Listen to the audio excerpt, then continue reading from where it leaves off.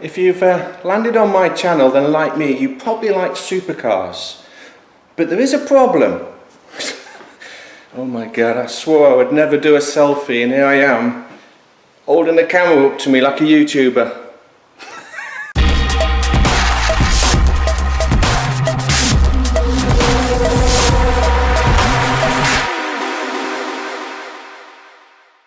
Why is it every time I try and talk into a camera, my brain freezes? I don't understand how this YouTubing works, but I'm going to give it a go. So I've got some notes, so hopefully I won't forget anything. So getting back to the original part of this video, yeah, there is a problem with supercars. Let's take a look at some.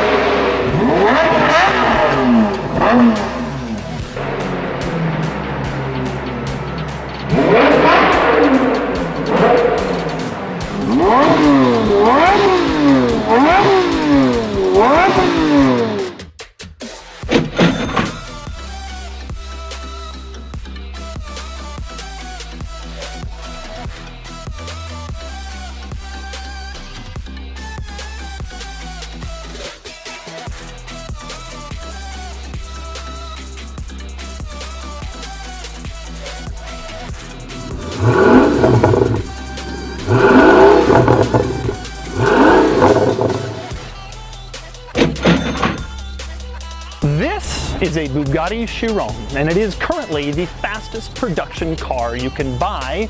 It'll do 261 miles per hour. It's also the most powerful production car you can buy. Back here is an 8-liter quad turbocharged 16-cylinder engine that makes 1,500 horsepower. It's also the most expensive new production car you can buy. The base price of this car is just a shade under $3 million. Today, I'm going to take you on a tour of it. So yes, price. They're pretty expensive.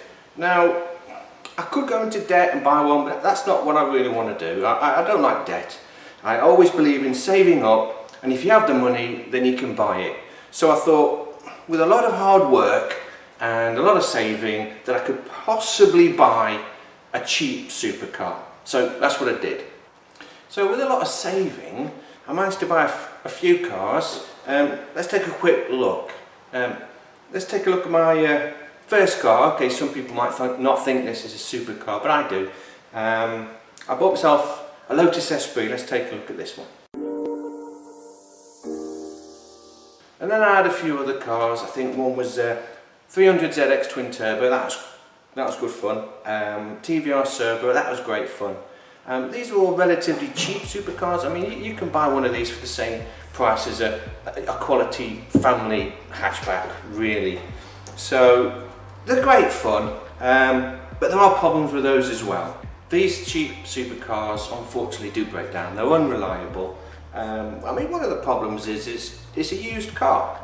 You know, I couldn't afford brand new supercars, so I had to buy used. Got, you know, some mileage on them, some use. So, and if we're being really honest, some of these cars aren't the best when it comes to quality and engineering. I mean, I love TVRs, but they're not very well engineered, and they're always breaking down. I mean, I used to take mine out all the time, and 50% of the time it would break down and it would come back on a tow truck.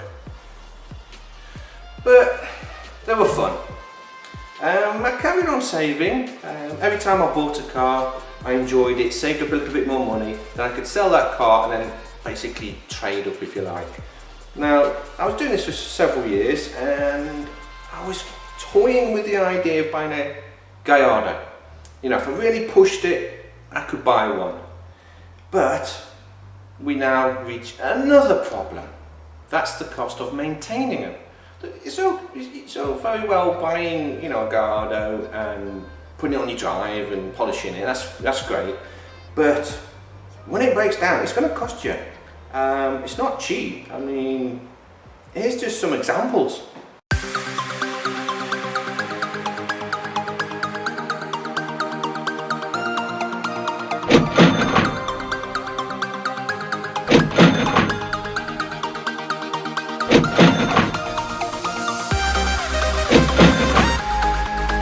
So I thought maybe I wouldn't buy the Gallardo. I really want one, I still want one. But unless I want to go into debt, which I don't, I'm not really ever going to be able to afford one. So, but I've always fancied building my own car from the ground up. I've always wanted to do that since I can remember. So I thought, why not try building my own? I knew it was going to be difficult, but I thought give it a go.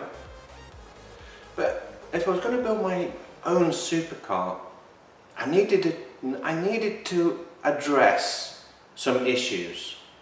Some of the issues with the older cars I owned, like the Lotus and the TVR and the 300ZX. So I thought I would consider all the issues I had and see if I could engineer these out of my own car. That was the main idea. And some of the problems you have with these cheaper supercars, or even the more expensive ones, is the parts. The parts are extremely expensive. Then you've got the added complication of actually getting to the parts in the car once they've broken. I mean, even modern cars today, I mean, you can't get to the turbos, you can't get to the headlamps in some cars. Take a look at my Audi. I mean, I had to take the whole front end off just to change some bulbs, which is crazy. So modern cars, supercars today, you can't get to the parts. So you're costing, when you're costing up the repair, you've got to consider the labour costs, which is where most of your money is going to go. I mean, some of the parts can be relatively cheap to buy, but then you're paying thousands of pounds on labour just to take the car apart and then get to it and replace it. So I needed to try and engineer that out of my car. Another issue with some of these cars, especially the Lotus Esprit, is they're quite sort of fragile. I understand what they're trying to do. They're trying to make the car light, which is fine, but you tend to sacrifice strength in some areas, and then this will lead to the car breaking down. So my car, I wanted it to be really strong in all areas. I wanted it to be bulletproof. So the premise of my car would be solid build, has to be very strong in all areas. The parts have to be relatively cheap to buy in some part. I mean, some aren't. I mean, you can't avoid some issues, but where I can, I'm going to try and make the parts readily available, so you can get them. You can just go down to your parts department shop, and they'll have it in stock. So the parts is another problem. Keep the price down on the parts. Another would be accessibility, and that would be I want to get to the parts if they've broken down in the car. I don't want to be pulling the engine out to get to the turbos.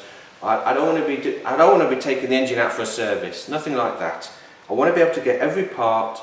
I want to be able to get to every part if it failed or if I need to service it. That was one of the issues. So I thought I'd try. So I started building my car, the one you see in the background, in my shed. I didn't have this workshop. This is new. I had a garage and a shed.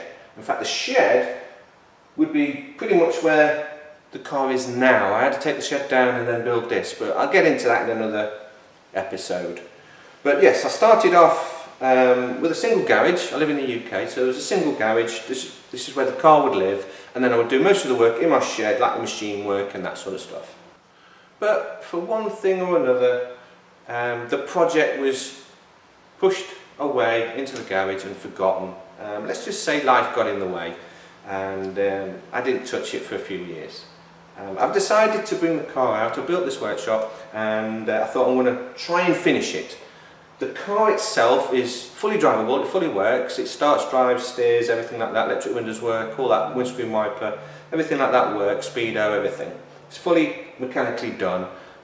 The body, as you can see, is wood and steel. if you might be able to see some of the roof here. I'll get into that in another episode.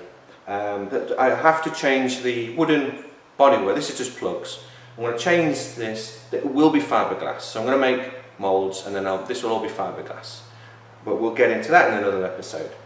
But for now, I'm going to do some episodes that will detail how I got to this stage, what was involved. I'll detail the engineering involved, and we'll also go through another donor car. This car at the moment has a 2.8 V6, normally aspirated. It's always intended to have a twin turbo V6. So I've got the donor car on the drive. We might as well take a look. Let's have a look.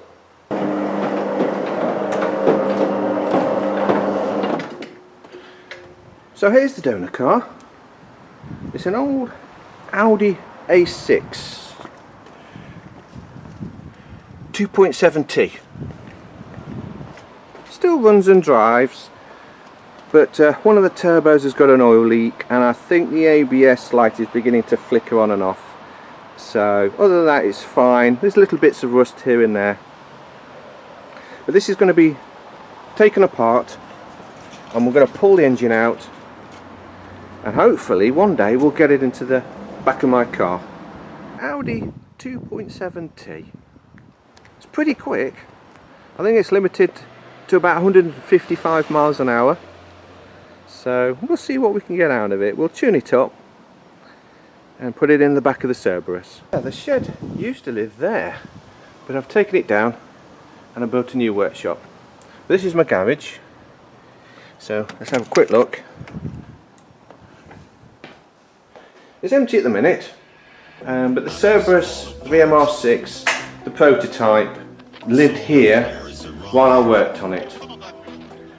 This will be used shortly with the new donor car, because I need somewhere to take it apart, and once I've pulled the doors off it, I'll drive it into here, and then we'll take the engine out and the gearbox and all that good fun stuff. If this is of interest to you, then hopefully you'll stick with me. We'll get this car taken apart, we'll detail the Cerberus, which is the name of the car, Cerberus VMR6, and hopefully we'll get it finished in fiberglass. So see you in the next episode.